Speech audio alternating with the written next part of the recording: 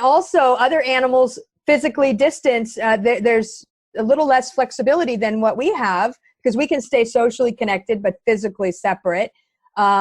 You know, I know people may not be thrilled about bats these days because they're sort of suggesting that this virus originated in a bat and then had an intermediary and then made the jump to people.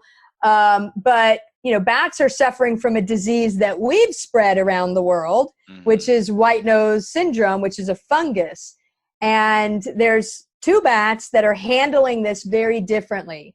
So when bats are really social and they roost or hibernate together closely, their population numbers go really way down because they die from this fungus. But it has been devastating for all kinds of species of bats, and many of them may ultimately go extinct. But there's this difference between the big brown bat and the little brown bat.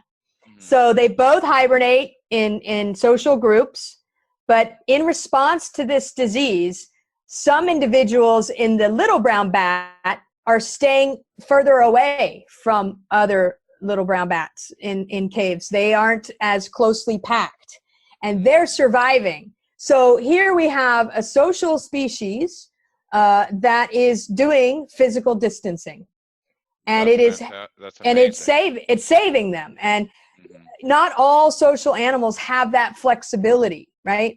And what we're being asked to do is to have that flexibility and embrace that and do it well and responsibly. And we may be doing it for far longer than 2 weeks.